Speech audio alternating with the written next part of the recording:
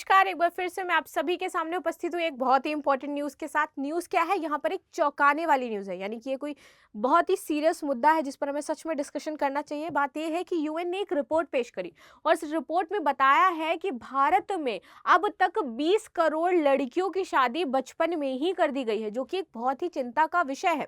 ठीक है, हमारे यहाँ अधिनियम है, बाल विवाह निषेध अधिनियम 2006, जिसमें ये बताया गया है कि लड़की की उम्र 18 वर्ष होनी चाहिए और लड़की की उम्र 21 वर्ष होनी चाहिए। लड़की की उम्र 18 वर्ष इसलिए रखी गई है क्योंकि ऐसा माना जाता है कि लड़कियां कम एज में ही लड़कों से ज्यादा मैच्योर हो जाती हैं, उनका जो बौद्धिक स्तर है वो लड़कों से ज्यादा अच्छा होता है। चलो, इस बात पर आप मुझे कमेंट करके बताना ये सही है या नहीं है, ऐसा इसीलिए रखा गया है या क्या कारण है। ठीक है, तो आज इसी पर हम डिटेल में एनालिसिस करेंगे। हम ये जानेंगे कि भारत के कौन से ऐसे राज्य हैं जहां पर सबसे ज्यादा बाल विवाह होता है, यूनिसेफ का इसमें क्या कहना है और हर साल भारत में कितनी शादियां इस तरीके से हो रही हैं।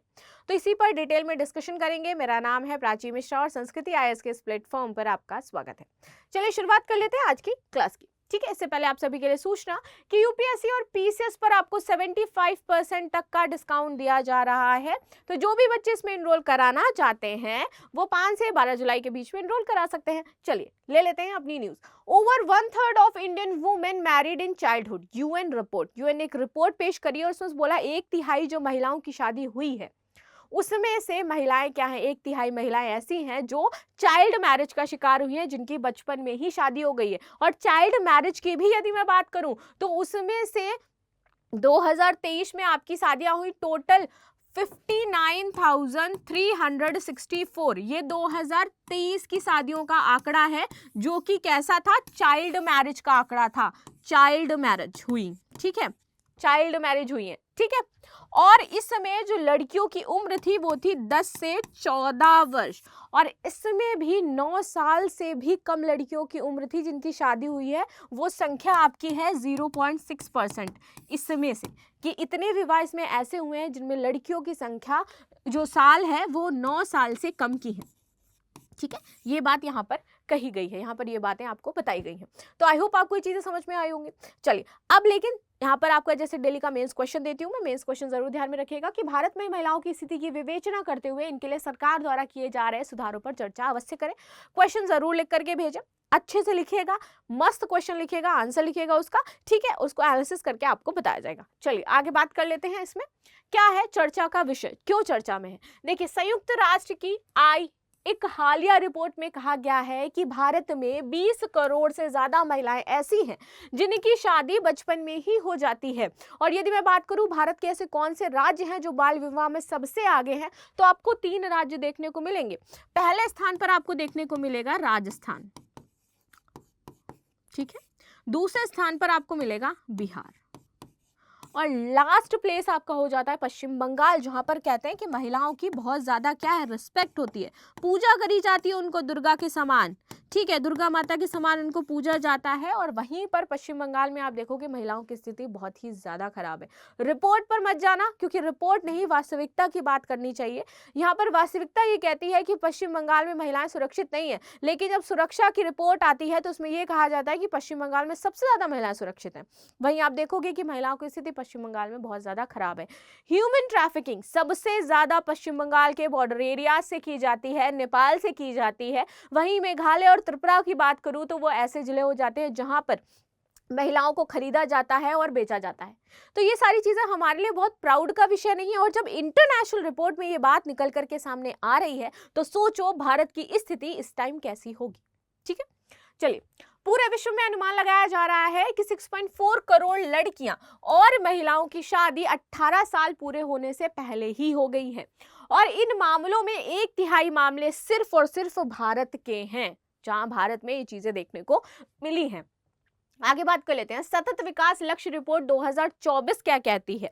2024 ये कहती है कि हर 5 में से 1 लड़की की शादी 18 साल पूरे होने से पहले हो जाती है। रीजन क्या है इसका, यदि मैं बहुत ग्राउंड पर जाकर के इस बात को सोचूं और इस समस्या का समाधान ढूंढूं तो मुझे एक ही चीज दिखाई देती है कि अभी जो मानसिकता है हमारे समाज की वो पुरुष प्रधान है। ठीक है, हर जगह।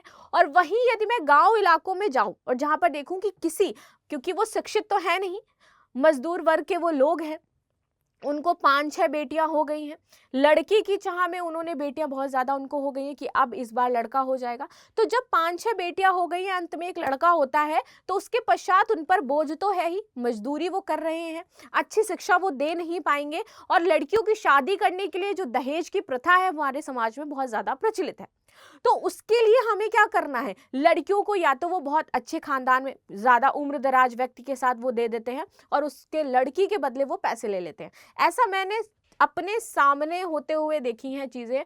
मेरा जो गांव एरिया था जहां मैं पहले रहती थी, बहुत छोटे की बात है, अभी तो मैं शायद जाती भी नहीं हूँ, बचपन में जब मैं गांव जाती थी तो वहां पर मेरे घर के सामने एक घर था, ठीक है, उनको 5-6 लड़कियां थी, और उन्होंने जिनकी भी शादी करी सबका बाल विवाह करा, और सबकी शादी में उन्होंने मतलब 30 साल 32 साल, उनकी लड़की की उम्र है 14 साल, शादी वो कर रहे हैं 32 साल के लड़के के साथ। ऐसे उन्होंने शादियां करी, और हर शादी में अपनी लड़की के बदले उन्होंने पैसा लिया, यानी कि दहेज देने के बदले उन्होंने दहेज लिया।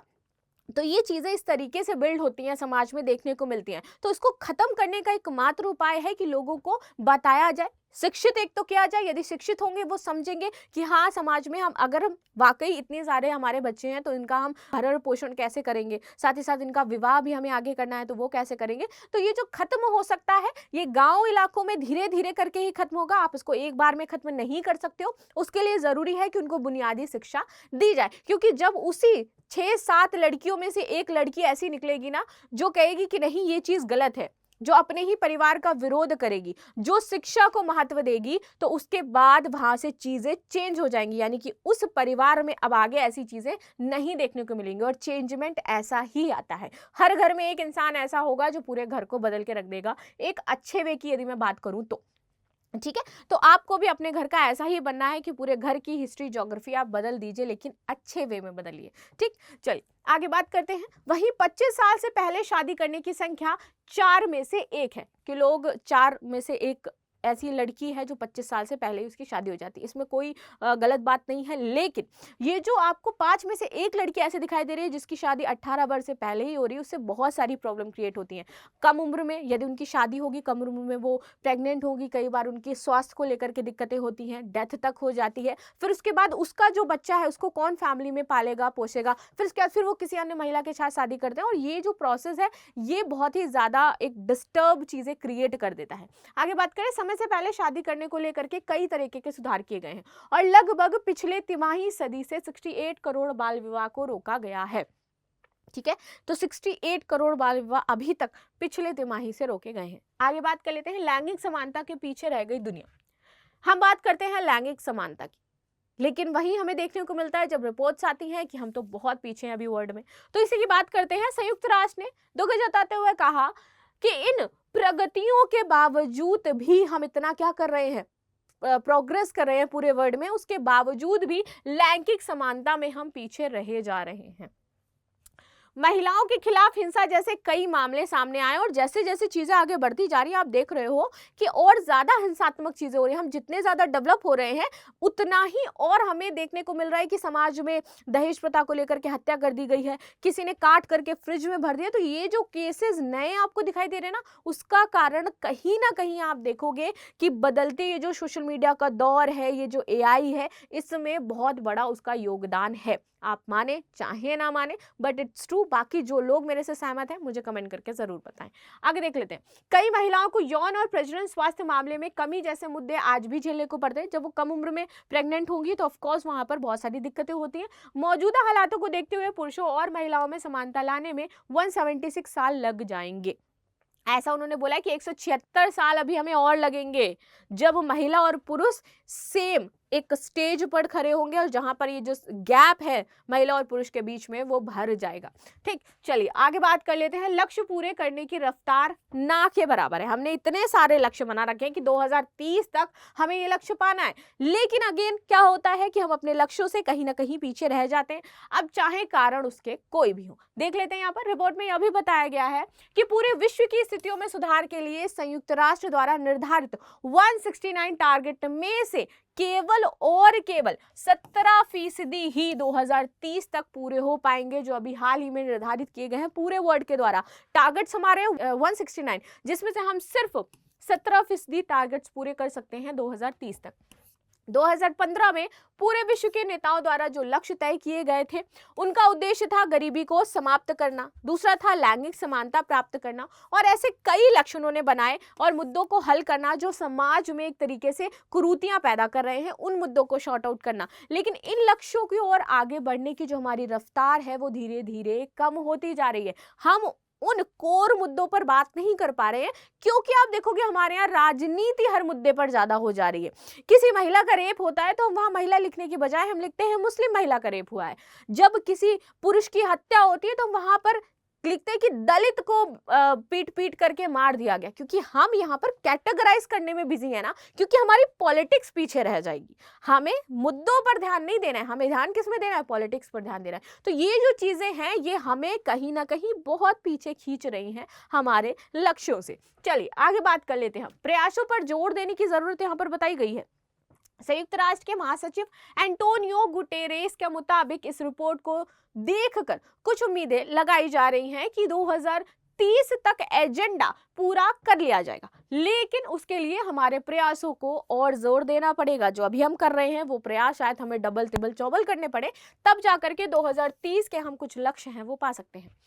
उनकी रिपोर्ट के मूल्यांकन की बात करें तो केवल 17% कार्य प्रगति पर दिख रहा है। गुटेरेस ने सालाना रिपोर्ट जारी की और कहा, इस रिपोर्ट से पता चलता है कि दुनिया को असफलता का दर्जा जल्द ही मिल जाएगा, कि यदि हमने बहुत ही ज्यादा इन मुद्दों पर कार्य नहीं किया तो वर्ड पर हमें क्या मिलेगा कि हम असफल हो रहे हैं, इस तरीके का टैग हमें मिल जाएगा। और आप सभी की क्या राय है, मैं सच में इस मुद्दे पर जानना चाहती हूँ, क्योंकि ये बहुत ही संगीन मुद्दा है। हम नियम बनाते, कायदे कानून बनाते, हमारे 3 नए कानून भी आ गए हैं जहां पर इसको लेकर के प्रावधान किए गए हैं। बाल विवाह को लेकर के प्रावधान किए गए हैं, रेप को लेकर के प्रावधान किए गए हैं, जहां पर आपकी जो सजा थी उसको जस्ट डबल कर दिया गया है, 7 वर्ष से बढ़ाकर के जस्ट 14 वर्ष कर दिया गया, आजीवन कारावास तक का प्रावधान कर दिया गया है ह्यूमन ट्रैफिकिंग पर यदि आप पाए जाते हो। तो इन सारे कानून जो अभी नए नए आ रहे हैं, जो नए चेंजमेंट किए गए, इसके बावजूद भी आप देखोगे कि हमारे यहाँ पर ये कुरीतियां समाप्त होने का नाम ले ही नहीं रही हैं।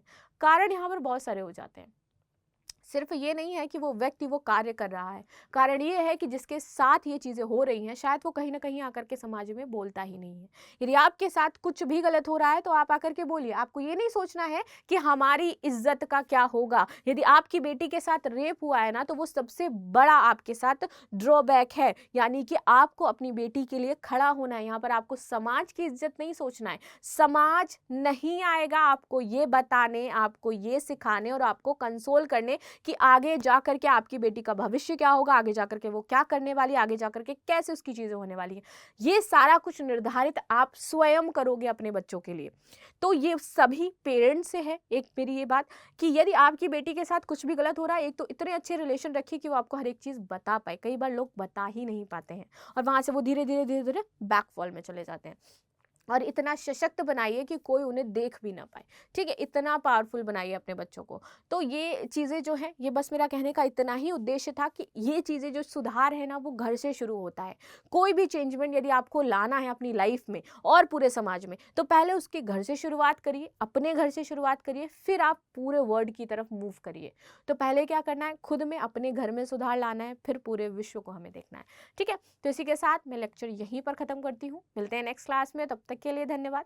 लाइक एंड सब्सक्राइब करना बिल्कुल भी ना भूलें। Thank you so much.